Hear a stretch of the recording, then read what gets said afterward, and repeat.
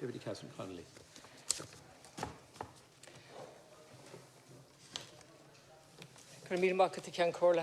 And Minister, when we started this debate last week, the references were made to the 39 Vietnamese men, women and children who died horrifically in trucks in Essex 2 years ago. And indeed reference was made going back further to the tragedy in Wexford. And on the night then you kindly, the word isn't kindly, but you delicately told us about the tragedy unfolding in the Channel Islands. And on the night of that debate, I was somewhat flummoxed by that, and I was also rushing. And so I'm glad to have a chance to come back to it tonight, because I referred to figures from the Migrant Project run by the International Organisation for Migration on the night, which informed us that migrant deaths on maritime routes to Europe have more than doubled in the first 6 months of 2021 compared to the same period in 2020.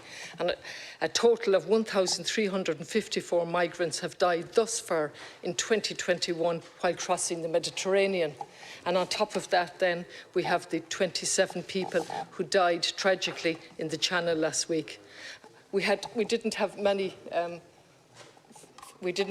facts on the night in question, but since then, some facts have emerged, and 27 people, including a pregnant woman, a mother and her 3 children, 2 daughters aged 22, and 1 daughter aged 22 and 7, and a son aged 16, just to put some human face on this, died.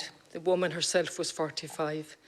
Precisely what befell the group in the dinghy is unclear, but relatives who were in contact with their loved ones, and I'm coming specifically to the amendment now, who by mobile phones in their last minutes paint a terrible picture.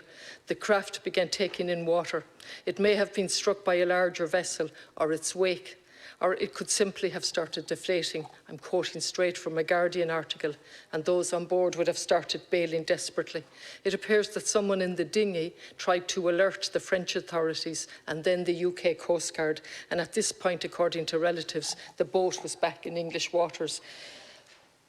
They desperately needed help, but no help came.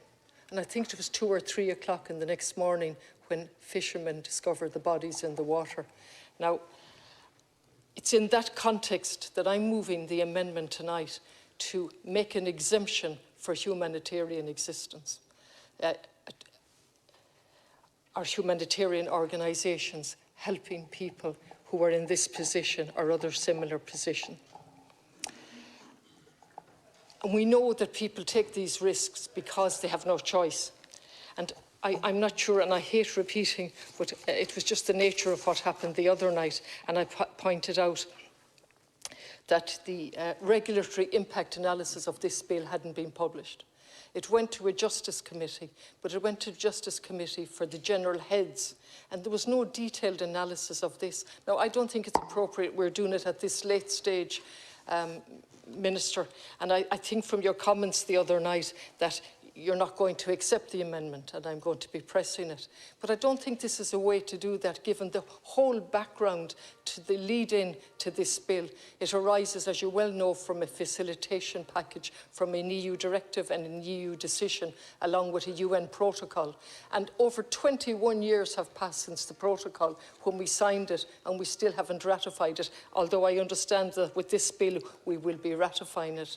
And I can't understand what the delay was for. The UN protocol was adopted by the General Assembly in 2000, entered into force on the 28th of January 2004. It was the first global instrument to contain an agreed definition of smuggling of migrants, and it sought to address the growing problem, that of organised criminal groups who smuggle migrants primarily for profit, and so on. I have no difficulty with the substance of the bill, which seeks to extend the penal provisions in order to stop smuggling, and the other aspects of it in relation to extrajurisdictional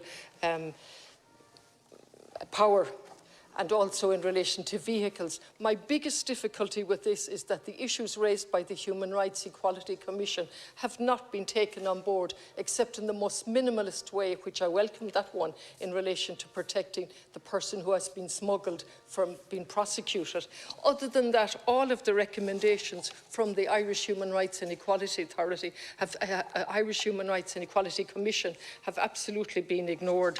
Now, you told us there was a practical need for the change, as well as our obligations under international law, and also to allow us to continue access to information under the Schengen Agreement, which we're not part of, but which we're part of in terms of information and various aspects of it. And that has to be completed. So you are under pressure in relation to passing the bill, but I don't think that's a way to deal with legislation of this nature, given the challenge that we're facing of people drowning in the Mediterranean, drowning in the Channel. And I don't want to dwell on that really, because this has been going on for so long. I myself have said publicly, I don't think I could swim in the Mediterranean, actually, but that's just me personally in relation to this. But the question is, what have we as a government done in relation to passing legislation to comply with our obligations, but also to show leadership? And so the Irish Human Rights and Equality Commission have I think 18 recommendations when I counted them up. But the one of particular relevance to this is that the humanitarian, if you're acting for humanitarian reasons, that would be an exemption under this bill.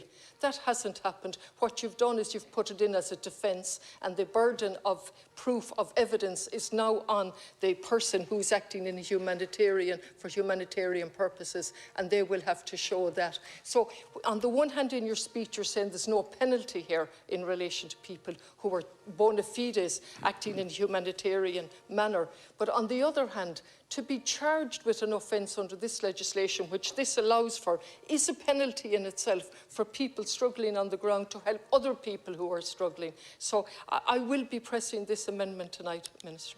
Thank you. Thank you, Deputy Howland.